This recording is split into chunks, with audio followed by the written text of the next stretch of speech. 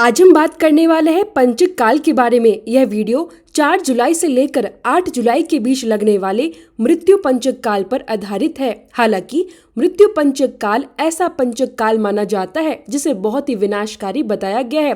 अगर कोई व्यक्ति इस समय सही तरीके से सावधानियां नहीं बरतता तो कहा जाता है कि वह अनजाने में अपने जीवन में बड़ी परेशानियों को बुलावा दे सकता है। कई बार स्थिति इतनी गंभीर हो सकती है कि किसी की मृत्यु तक हो जाए, और यह मृत्यु कोई साधारण घटना नहीं मानी जाती। मान्यता यह भी है कि कई बार इसका प्रभाव आपके घर, आपके मोहल्ले, आपके गांव, आपके रिश्तेदारों या फिर आपके किसी बेहद करीबी व्यक्ति पर भी पड़ सकता है। इसलिए कहा जाता है कि यह पंचक काल हर व्यक्ति के लिए जानना और समझना बहुत जरूरी होता है ताकि समय रहते सावधानी बरती जा सके। आज के इस वीडियो में हम विस्तार से जानेंगे कि सुहागन महिलाओं को किन बातों का विशेष ध्यान रखना चाहिए। साथ ही यह भी समझेंगे कि आपको किन किन बातों का ध्यान रखना है। इसके अलावा अगर मृत्यु पंचक काल यानी शनिवार से शुरू होने वाले पंचक काल के दौरान किसी व्यक्ति की मृत्यु हो जाए तो ऐसी स्थिति में कौन कौन सी सावधानियां बरतनी चाहिए, इसके बारे में भी विस्तार से चर्चा करेंगे। कहा जाता है कि यदि मृत्यु पंचक काल में किसी व्यक्ति की मृत्यु हो जाए तो उस समय शव का दाह संस्कार सामान्य तरीके से नहीं करना चाहिए। फिर ऐसे समय में कौन कौन से विशेष नियम बताए गए हैं उनके बारे में भी विस्तार से बात करेंगे। साथ ही हम उस पूरी प्रक्रिया को भी समझेंगे जिसमें शव यानी अर्थी को तैयार करने से लेकर उसे चिता तक ले जाने के बीच किन बातों का विशेष महत्व माना जाता है और उस समय किन नियमों का पालन करने की बात कही जाती है। लेकिन इससे पहले आपको ये समझना बहुत जरूरी है कि आखिर पंचक क्या होता है, क्योंकि जिन लोगों ने पंचक को सही तरह से नहीं समझा और सूतक के नियमों को नहीं जाना, कई बार वे अनजाने में अपने घर में किसी बड़ी विपत्ति, बड़ी दुर्घटना या नकारात्मक शक्ति को आमंत्रित कर बैठते हैं। इसलिए जरूरी है कि आप स्वयं भी जागरूक रहें, इन बातों को अच्छी तरह समझें और अपने परिवार तथा अन्य लोगों को भी इनके बारे में अवश्य बताएं। तो चलिए बिना समय गवाए सीधे शुरुआत करते हैं और विस्तार से जानते हैं कि आखिर पंचक काल क्या होता है, यह क्यों लगता है और इसका महत्व क्या माना जाता है। देखिए, जब चंद्रमा का गोचर घनिष्ठ नक्षत्र, शतभिषा नक्षत्र, पूर्व भाद्रपद, उत्तरा भाद्रपद, पूर्व भाद्रपद या रेवती नक्षत्र में प्रवेश करता है तब पंचक काल प्रारंभ माना जाता है। लेकिन अब यहाँ एक सवाल उठता है कि क्या हर पंचक काल खतरनाक होता है? क्या सभी पंचक अशुभ होते हैं या फिर कुछ शुभ पंचक भी होते हैं?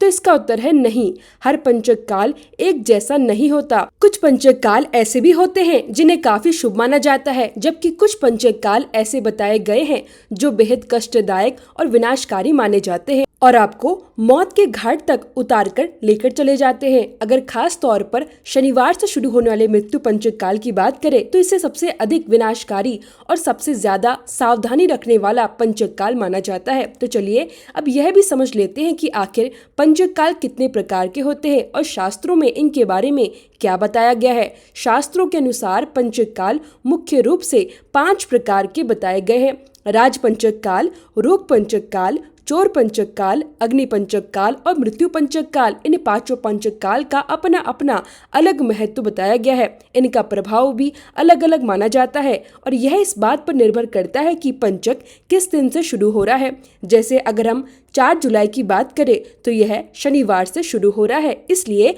इसे मृत्यु पंचक काल कहा जाता है। वहीं अगर कोई पंचक मंगलवार से शुरू हो तो उसे अग्नि पंचक काल कहा जाता है और यदि पंचक बुधवार या गुरुवार से शुरू होता है तो कहा जाता है कि उसका कोई विशेष अशुभ प्रभाव देखने को नहीं मिलता। वहीं अगर पंचक रविवार से शुरू होता है तो उसे रोग पंचक काल कहा जाता है। अगर पंचक की शुरुआत सोमवार से होती है तो वह राज पंचक काल कहलाता है और यदि पंचक शुक्रवार से प्रारंभ हो तो उसे चोर पंचक काल माना जाता है। यानी हर पंचक काल का अपना अपना अलग प्रभाव, अलग महत्व और अलग फल बताया गया है। सभी पंचक एक जैसे नहीं होते और ना ही सभी का असर समान बताया जाता है। इनमें से सोमवार से शुरू होने वाला राज पंचक काल अपने आप में काफी शुभ माना जाता है। तो यह पंचक काल शुरू हो चुका है 4 जुलाई शनिवार से। तो आइए अब विस्तार से जानते हैं कि इस मृत्यु पंचक काल के दौरान हमें किन किन बातों का विशेष ध्यान रखना रखना चाहिए और कौन सी सावधानियां बरतनी चाहिए। अगर हम मृत्यु पंचक काल को थोड़ा और गहराई से समझने की कोशिश करें तो शास्त्रों और मान्यताओं के अनुसार इसे विनाशकारी माना गया है। कहा जाता है कि यदि इस दौरान कुछ विशेष बातों का ध्यान न रखा जाए तो व्यक्ति की जिंदगी बर्बाद भी हो सकती है। इसलिए अब हम उन सभी महत्वपूर्ण बातों पर विस्तार से चर्चा करेंगे जिनका ध्यान इस समय अवश्य रखना चाहिए। लेकिन उससे पहले एक बात और समझ लीजिए, अगर किसी व्यक्ति की मृत्यु पंचक काल के दौरान हो जाती है तो उस समय क्या होता है।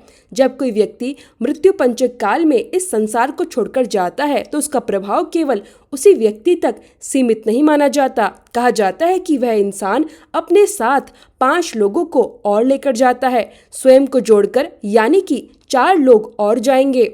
फिर चाहे उसके घर के जाएं, फिर चाहे उसके रिश्तेदार जाएं, या उसके गांव के जाएं, या उसके शहर के जाएं। अगर किसी का जन्म होता है तो वह भी 5 तरीकों से माना जाता है। ठीक उसी तरह कोई भी काम चाहे शुभ हो या अशुभ, उसका प्रभाव भी 5 गुना तक बढ़ जाता है। इसी प्रकार जब किसी इंसान की मृत्यु ऐसे समय में हो जाए जिसे मृत्यु पंचक काल माना जाता है तो क्या उस समय डरना चाहिए? जरूर डरना चाहिए, क्योंकि मृत्यु पंचक काल को अत्यंत विनाशकारी माना गया है। ऐसे समय में यदि किसी व्यक्ति की मृत्यु हो जाए और आप उसकी अर्थी तैयार कर रहे हो तो कुछ विशेष नियमों का पालन अवश्य कर लीजिएगा, वरना आपका घर विनाश में तब्दील हो जाएगा। अब आपको करना क्या है? सबसे पहले जब किसी व्यक्ति का देहांत हो जाए तो उसके शरीर को विधि विधान के अनुसार स्नान कराना चाहिए। स्नान कराने के बाद पूरी साफ सफाई और श्रद्धा के साथ उसे अर्थी पर लेटाना चाहिए। लेकिन अर्थी पर लेटाने से पहले एक सुयोग्य और विद्वान पंडित को अवश्य बुला लेना चाहिए। इसके बाद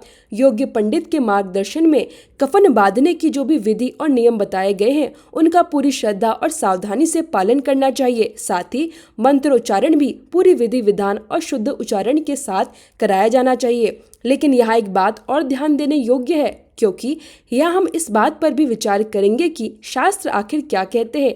शास्त्रों में वर्णन मिलता है कि पंचक काल में दाह संस्कार नहीं करना है। ऐसे में स्वाभाविक रूप से अर्थी तैयार करने का प्रश्न भी नहीं उठता। लेकिन वहीं एक दूसरा नियम भी बताया गया है, यदि किसी व्यक्ति की मृत्यु पंचक काल में हो जाए तो उसके साथ 4 और पुतले भी बनाए जाते हैं। यदि ये पुतले कुशा से बनाए जाएं तो उन्हें सबसे उत्तम माना जाता है। कुशा के कुल 4 पुतले तैयार किए जाते हैं। जहां शव रखा जाता है वहां 2 पुतले शव के साथ रखे जाते हैं और बाकी 2 पुतले एक किनारे पर स्थापित किए जाते हैं। इसके बाद उन 4 पुतलों पर भी विधिवत मंत्रोच्चारण कराया जाता है। पूरी विधि और वैदिक मंत्रों के साथ उनका पूजन और स्थापना की जाती है, जिसे केवल एक सुयोग्य और विद्वान पंडित ही सही तरीके से संपन्न कर सकता है। साथ ही उस विधि में सोना भी अर्पित किया जाता है। इसके अलावा कुछ ऐसी वस्तुएं भी होती हैं जिनका संकल्प लिया जाता है, जिन्हें दान के रूप में समर्पित किया जाता है और पिंडदान के रूप में भी अर्पित किया जाता है। आगे 13वीं तक इन सभी नियमों और विधियों का पूरी श्रद्धा और सावधानी के साथ पालन करना आवश्यक माना जाता है।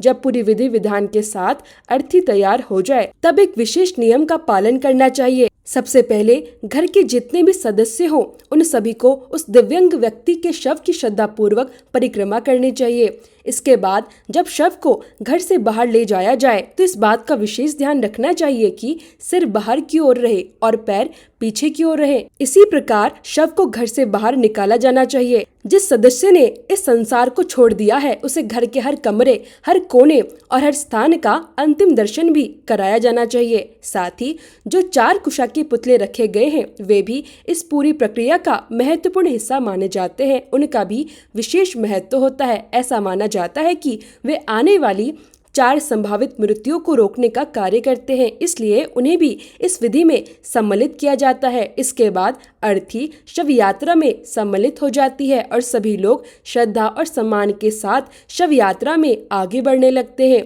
अब यहाँ भी एक विशेष नियम बताया गया है। जब शव यात्रा का पहला विश्राम चौराहे पर कराया जाता है तब जिस दिशा में अर्थी रखी गई हो उस दिशा को बदल लेना चाहिए। इस नियम का भी विशेष रूप से ध्यान रखना आवश्यक माना जाता है। इसके बाद एक और बात का विशेष ध्यान रखना चाहिए। बताशे, सिक्के और कुछ फूल अर्थी के ऊपर से उतारकर बाहर की ओर फेंकने चाहिए। ऐसा करने के बाद ही शव यात्रा आगे बढ़ती है और अर्थी शमशान की ओर प्रस्थान करती है। इसके बाद 5 स्थानों पर विश्राम करने की परंपरा का पालन कर करते हुए जब अर्थी को चिता पर रखा जाता है तब इस बात का विशेष ध्यान रखा जाता है कि शव का सिर दक्षिण दिशा की ओर हो। ऐसा इसलिए माना जाता है क्योंकि दक्षिण दिशा को यमराज की दिशा कहा गया है। मान्यता है कि इस प्रकार हमने उस दिव्यांग आत्मा को यमराज को समर्पित कर दिया। इसके बाद दाह संस्कार की प्रक्रिया प्रारंभ होती है और फिर कपाल क्रिया की जाती है। कपाल क्रिया में सम्मिलित होने वाले व्यक्ति को विशेष रूप से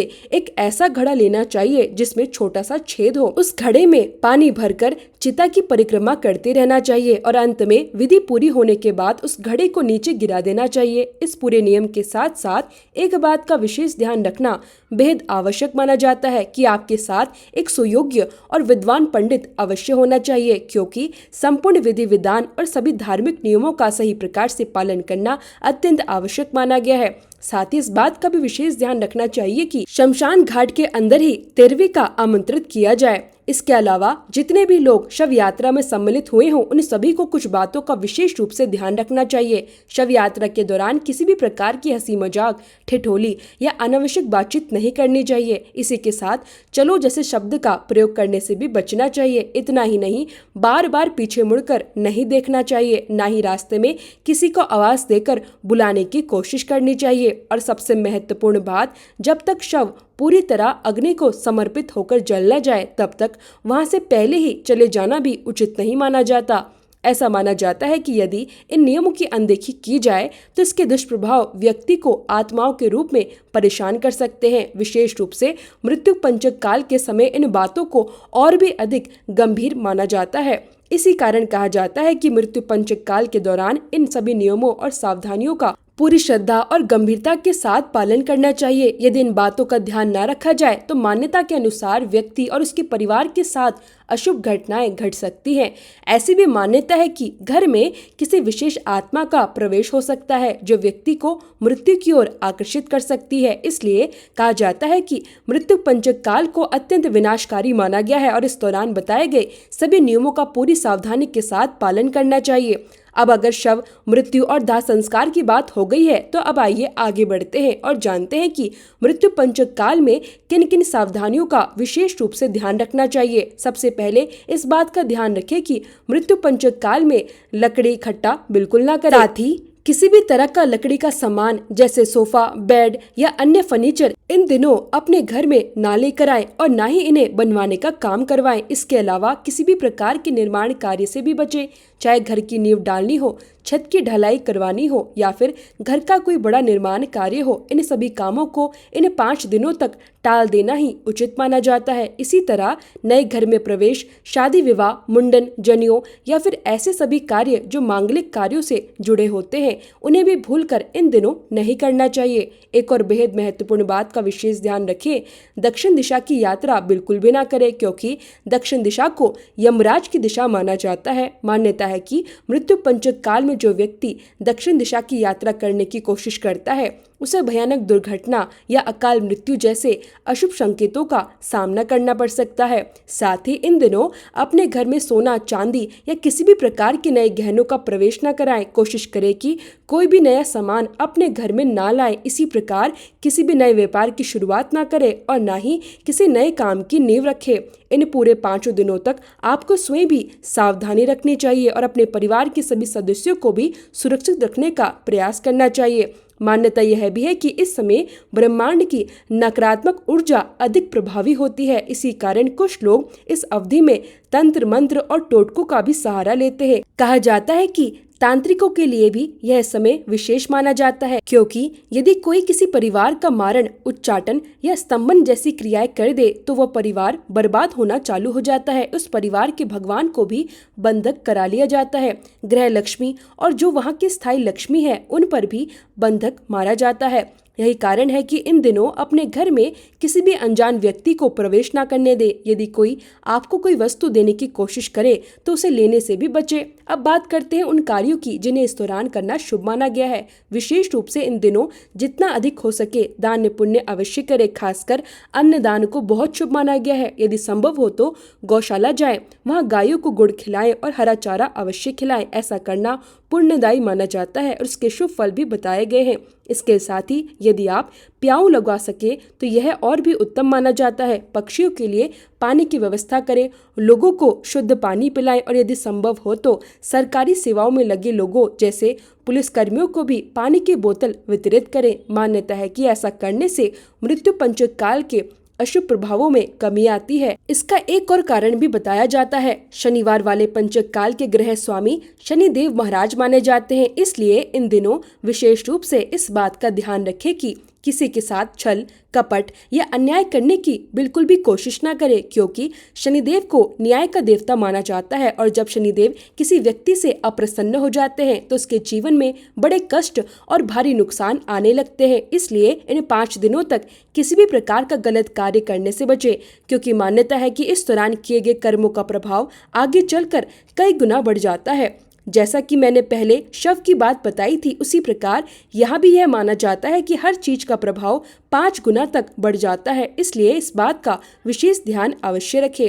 अगर हम सुहागिन महिलाओं की बात करें तो उनके लिए भी कुछ विशेष नियम बताए गए हैं। कुछ ऐसे कार्य हैं जिन्हें उन्हें भूलकर भी नहीं करना चाहिए और कुछ ऐसे कार्य हैं जिन्हें अवश्य करना चाहिए। सबसे पहले लगातार 5 दिनों तक अपनी रसोई में घी का दीपक जरूर जलाएं। इसके साथ ही अपने घर के मुख्य द्वार पर एक चौमुखी दीपक भी अवश्य प्रज्वलित करें। साथ ही इन दिनों बाल कटवाने, बाल धोने और नाखून काटने जैसी चीजों से भी बचना चाहिए। इसके अलावा गंदे कपड़े पहनने से बचे और यदि आपने कोई कपड़ा उतार दिया है तो कोशिश करें कि इन 5 दिनों तक उसे धोने से भी बचे। इसके साथ ही एक और महत्वपूर्ण बात का विशेष ध्यान रखें, अपने श्रृंगार का कोई भी सामान न किसी को दे और न ही किसी से ले।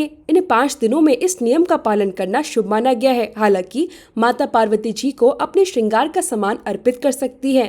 मान्यता है कि ऐसा करने से शुभ फल प्राप्त होते हैं और उनका विशेष आशीर्वाद भी मिलता है। इसके साथ ही इस बात का भी विशेष ध्यान रखें कि आपकी वजह से परिवार के भीतर किसी भी प्रकार का कलह या कलेश न हो। कोशिश करें कि घर का वातावरण शांत, प्रेम पूर्ण और सौहार्दपूर्ण बना रहे, क्योंकि मान्यताओं के अनुसार यदि ग्रह लक्ष्मी ही परिवार के भीतर कलेश का कारण बन जाए तो मृत्यु पंचक काल के नियमों के अनुसार उस परिवार का पतन शुरू हो सकता है। धीरे धीरे परिवार का सर्वस्व प्रभावित होने लगता है। ऐसा भी कहा जाता है कि व्यापार में रुकावटें आने लगती है, धन टिक नहीं पाता और आर्थिक परेशानियां बढ़ने लगती हैं। यही कुछ महत्वपूर्ण बातें थी जो मैंने आपको मृत्यु पंचक काल यानी शनिवार वाले पंचक काल से जुड़ी विशेष सावधानियों और नियमों के बारे में विस्तार से बताया। इन बातों को जानना आपके लिए बहुत आवश्यक है। आपको यह वीडियो और ये जानकारी कैसी लगी कमेंट बॉक्स में जरूर बताइए। आप सभी का दिल से आभार।